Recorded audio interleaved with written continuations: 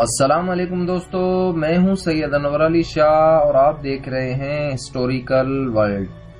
دوستو، آج کی ویڈیو میں ہم خلیفہ دوم حضرت عمر فاروق رضی اللہ عنہ کا ذکر کریں گے، لیکن ویڈیو شروع کرنے سے پہلے آپ سے درخواست ہے کہ جن دوستوں نے ہمارے چینل کو سبسکرائب نہیں کیا وہ ابھی سبسکرائب کرنے کے ساتھ بیل کے بٹن کو دبا دیں تاکہ آپ کو ہماری ہر ویڈیو تسلسل کے ساتھ ملتی رہے۔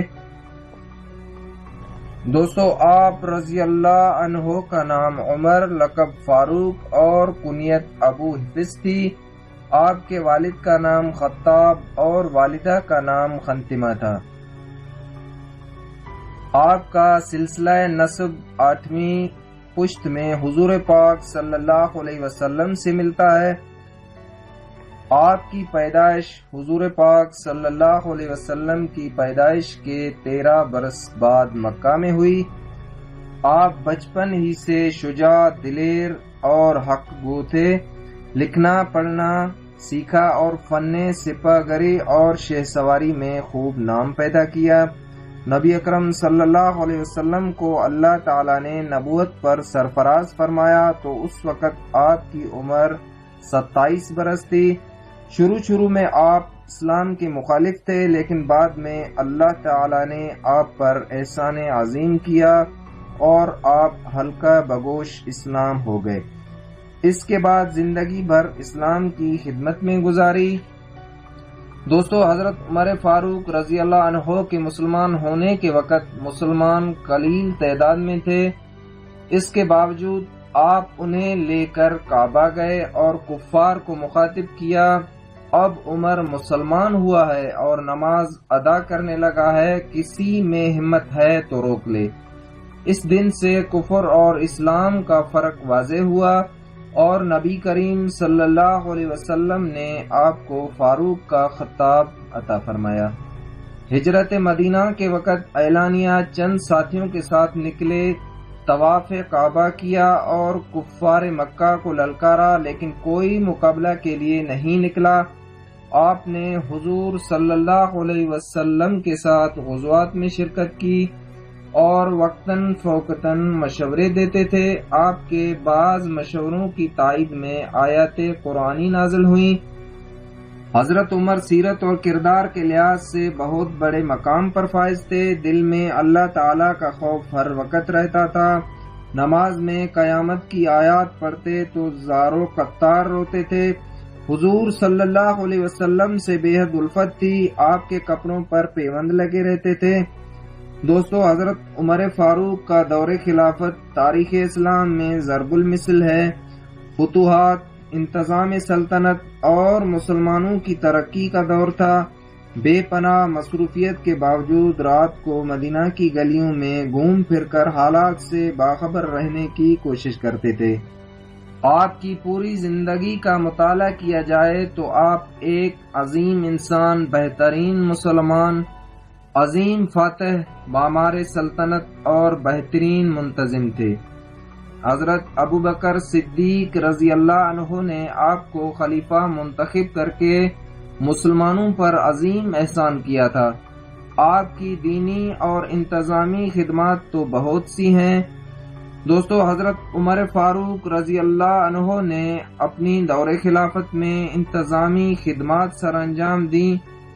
انہوں نے بیت المال قائم کیا، محکمہ پولیس قائم کیا، ناپ تول کا طریقہ جاری کیا، قاضی اور عدالتیں قائم کیں، تاریخ اور سن جاری کیا، مردم شماری کرائی، وقف کا طریقہ ایجاد کیا، شراب کی سزا 70 کوڑے مقرر کی، ہجو کہنے والوں کی سزا مقرر کی، فوجی چھاونیاں قائم کیں، پرچہ نویس مقرر کیے، مفلوق الحال اہل کتاب کے لیے وظیفہ مقرر کیا، تراویح کی نماز با جماعت قائم کی، مساجد میں وعظ کا طریقہ جاری کرایا، قانون بنایا کہ اہل عرب کو غلام نہیں بنایا جائے گا، حضرت ابوبکر صدیق سے قرآن حکیم کی تدوین کروائی، نبی اکرم صلی اللہ علیہ وسلم کے بعد آپ کے نائب کو خلیفہ کہا جاتا تھا، لیکن حضرت عمر فاروق کے دور خلافت سے خلیفہ کو امیر المومنین کہا جاتا تھا۔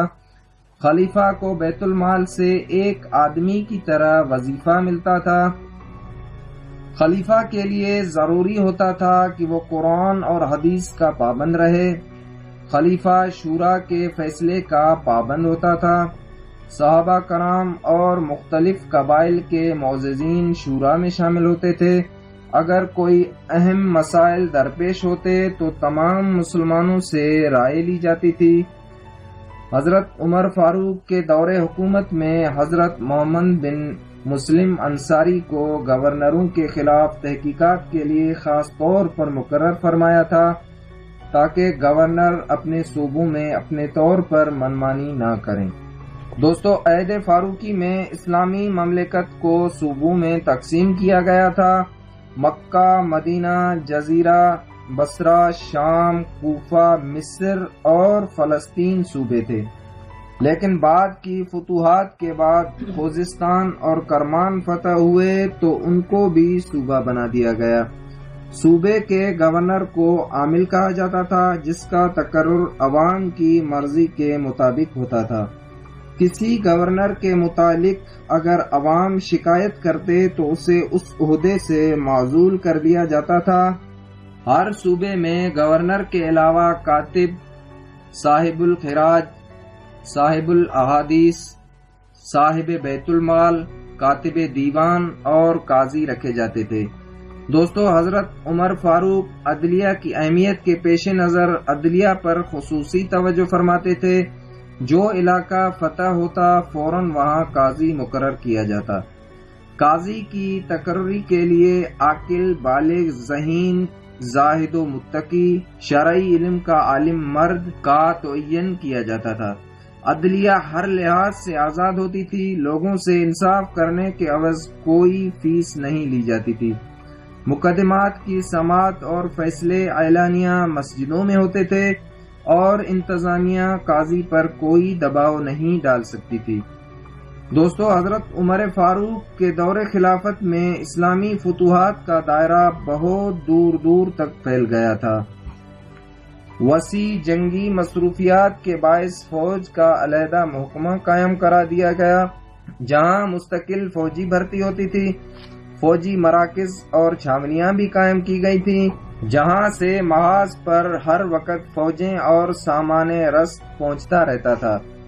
دوستو، نبی اکرم صلی اللہ علیہ وسلم حضرت عمر فاروق کے بارے میں عمدہ الفاظ میں فرمایا کرتے تھے، غزوہ بدر میں جنگی قیدیوں کے سلسلے میں آپ کی رائے اللہ تعالیٰ کو پسند آئی۔ اس پر حضور پاک صلی اللہ علیہ وسلم نے تائید فرمائی۔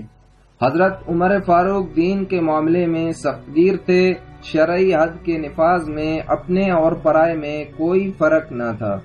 نبی اکرم صلی اللہ علیہ وسلم نے خود فرمایا تھا کہ میرے بعد کوئی نبی نہیں آئے گا، لیکن اگر میرے بعد کوئی نبی ہوتا تو وہ عمر ہوتا۔ اس حدیث پاک کی روشنی میں آپ کے کردار اور سیرت کی پوری تفصیل آ جاتی ہے۔ ایک مرتبہ آپ بیت المال کے اونٹوں کو تیل مل رہے تھے تو کسی نے کہا کہ یہ کام آپ کسی خادم کو کیوں نہیں دیتے؟ تو حضرت عمر فاروق نے فرمایا، بھلا مجھ سے بڑا خادم اور کون ہو سکتا ہے؟ دوستو، حضرت عمر فاروق رضی اللہ عنہ نے اپنے اوصاف اور کردار سے یہ ثابت کر دیا کہ واقعی ان کی تربیت حضور اکرم صلی اللہ علیہ وسلم نے کی تھی۔ تنگی کے دن ہوں یا فراخی، آپ نے ہمیشہ اپنے رب کے خوف کو اپنے دل میں قائم رکھا اور ہر معاملے میں کامیاب اور کامران ہوئے۔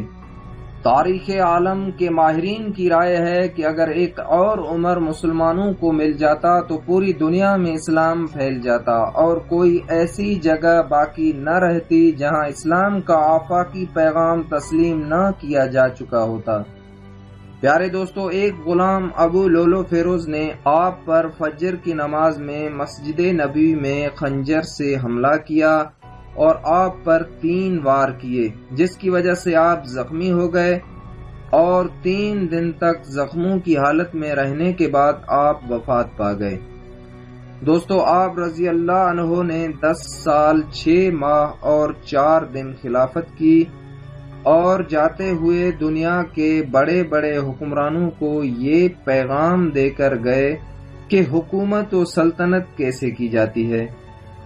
دوستو یہ تھی ہماری آج کی ویڈیو، آپ کو کیسی لگی نیچے کمنٹس میں اپنی رائے کا اظہار ضرور کیجیے گا، اور اچھی لگے تو لائک اور شیئر کرنا مت بھولیے گا۔ ملتے ہیں آپ سے کسی اور ویڈیو میں، تب تک کے لیے اجازت، اللہ حافظ۔